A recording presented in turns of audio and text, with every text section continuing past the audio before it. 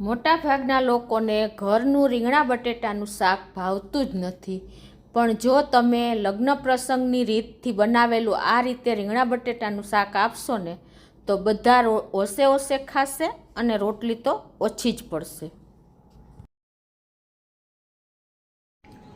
Hello friends, super magic રસોઈમાં મિત્રો હું આપનું સ્વાગત કરું છું.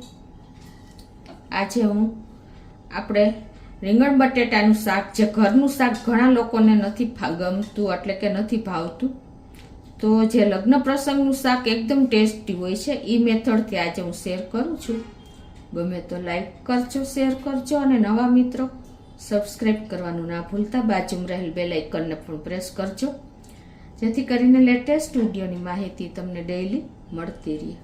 તો એના ઇન્ગ્રેડિયન્ટમાં મેં બટેટું 1 નંગ લીધું છે, 250 ગ્રામ રીંગણા લીધા છે, 2 ટમેટા છે, 2 તીખા મરચાં છે અને 1 થી 1.5 ઇંચ આદુનો ટુકડો છે. રૂટીન મસાલા લેશું, આપણે બેસન છે, કસૂરી મેથી છે, મીઠું છે. તો બનાવવાનું ચાલુ કરીએ. તો પહેલાં તો આપણે આ બટેટાની છાલ ઉતારી લેશું. આ રીતે આપણે બટેટાને પીલ કરી અને એની આપણે લાંબી ચિપ્સ કરી લેશું. હવે આમાં આપણે પાણી નાખી દઈએ અને એ જ રીતે આપણે રીંગણ લીધા છે 250 ગ્રામ, એની પણ આપણે તમારે જે સાઈઝમાં કટકા કરવા હોય એ કરી લેવાના છે. અત્યારે હું ચિપ્સની સ્લાઇઝમાં, ચિપ્સના ફોર્મમાં કરું છું. આ રીતે લાંબી જ.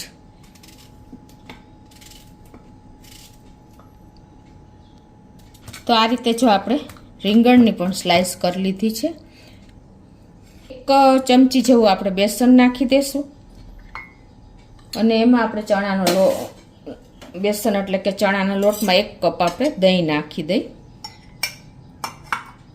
આપણે 1 કપ દહીંમાં 1 ચમચી બેસન નાખીને અને તૈયાર કરી લીધું છે. આપણે એક મિક્સર જારમાં 2 ટમેટા લેશું. હવે 2 ટમેટા પછી 1 ઇંચ આદુનો ટુકડાને આપણે આમાં નાખી દઈશું. તીખા મરચાં નાખી દઈ અને આની આપણે પેસ્ટ કરી લઈએ.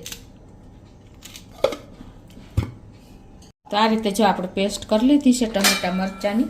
અને હવે ગેસ ઓન કરી અને એક પેનમાં આપણે 3 ટેબલ સ્પૂન જેવું તેલ મૂકી દઈશું.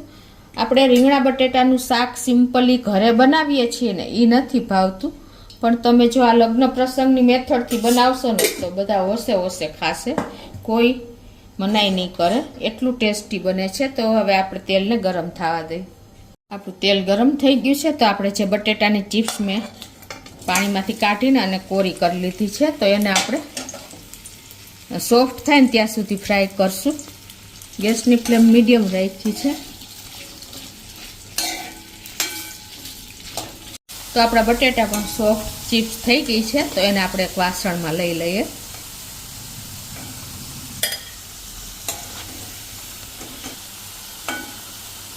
એ જ રીતે આપણે જો રીંગણાની સ્લાઇસને પણ પાણીમાંથી કાઢીને અને કપડામાં લૂછી લીધી છે, તો એને પણ આપણે થોડીક એવી ફ્રાય કરી લઈએ.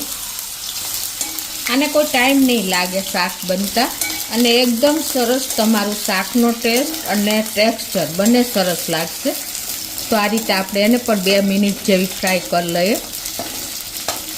તો આપણે રીંગણાની સ્લાઇસ પણ જો સોફ્ટ થઈ ગઈ છે, તો એને પણ આપણે કાઢી લઈએ.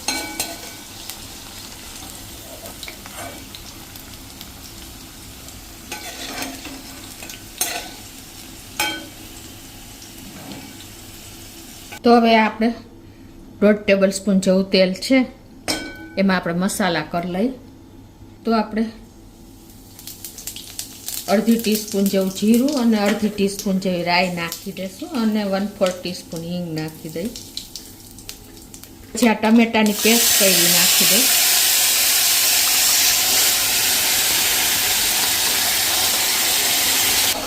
તો આ રીતે જો આપણે ટમેટાની પેસ્ટ કૂક 1 મિનિટ 2 મિનિટ થવા દેશું, તેલ છૂટું પડે ને ત્યાં સુધી. તો જો તેલ પણ છૂટું પડી ગયું છે, હવે એમાં આપણે મસાલા કરી લઈએ. તો 1/2 ટીસ્પૂન જેવી હળદર, 1 ટીસ્પૂન કાશ્મીરી લાલ મરચું પાવડર અને 1.5 ટીસ્પૂન ધાણા જીરું પાવડર, ટેસ્ટ એકોર્ડિંગ 1 ટીસ્પૂન મીઠું અને આ બધું આપણે મિક્સ કરી લઈએ.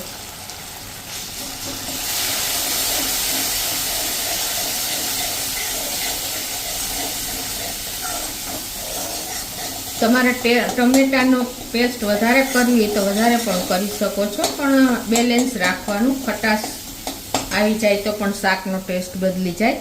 હવે જે આપણે 1 કપ દહીં લીધું છે ને એ આપણે આમાં એડ કરી દઈશું. જે 1 ચમચી બેસન નાખીને તૈયાર કર્યું છે એ. તેલ આપણું છૂટું જ પડી ગયું છે. જો આ રીતે મસાલો આપણે તેલમાં સાંતળી લેવાનો છે, તેલ છૂટું પડે ત્યાં સુધી. ગેસની ફ્લેમ આપણે મીડિયમ રાખી છે અને હવે આપણે આ દહીં એડ કરી દઈએ અને દહીંને આપણે આ રીતે ચલાવતા જઈશું, નહીંતર ફાટી જવાનો ડર રહેશે.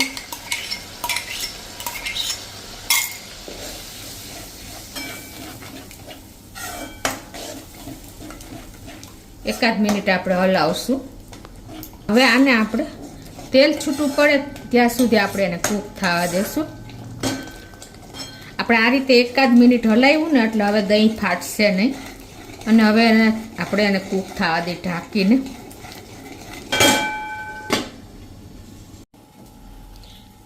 તો હવે આપણે 2 મિનિટ જેવું થયું છે અને જો આપણી ગ્રેવીમાંથી તેલ પણ છૂટું પડી ગયું છે.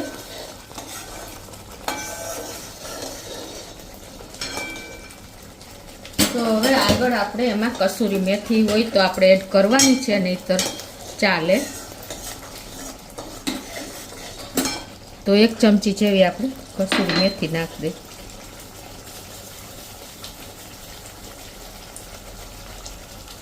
એકદમ ટેસ્ટી ચટાકેદાર આપણું આ લગ્ન પ્રસંગનું રીંગણા બટેટાનું શાક બને છે.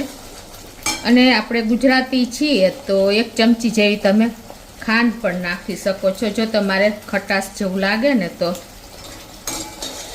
અને હવે જે આપણે આ ચિપ્સ રીંગણા બટેટાની ફ્રાય કરી છે ને એમાં નાખી દેશું.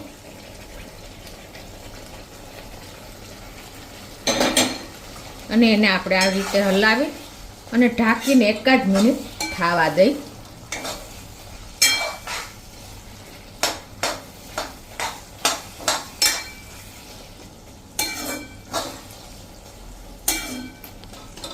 તો જો 2 મિનિટ જેવું થયું છે અને જો આપણું શાક એકદમ લગ્ન પ્રસંગમાં હોય એવું શાક તૈયાર થયું છે. જો મિત્રો તમને ખ્યાલ પણ આવી જતો હશે. તો ઉપરથી આપણે થોડી એવી ધાણા ભાજી પણ નાખી દઈએ.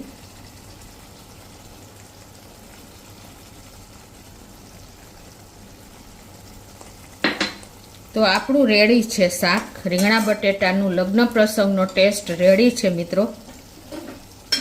જુઓ આપણે એટલું શાક પણ ટાઈમ પણ નથી લાગ્યો અને આપણું શાકની કન્સિસ્ટન્સી જોવો, એનું ટેક્સચર જોવો, એકદમ જોઈને ખાવાની ઈચ્છા થઈ જાય ને એવું આપણું શાક મિનિટોમાં તૈયાર થઈ ગયું છે.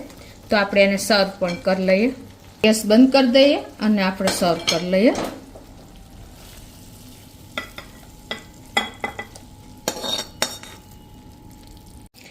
તો મિત્રો આપણું શાક રેડી છે. તમે ચોક્કસ 1 વખત આ રીતે ટ્રાય કરજો અને તમને મારો વિડીયો મિત્રો ગમે તો કોમેન્ટ કરજો અને ફીડબેક સારા આપજો. ગમે તો લાઈક કરજો, શેર કરજો અને નવા મિત્રો સબસ્ક્રાઈબ કરવાનું તો બિલકુલ ના ભૂલતા.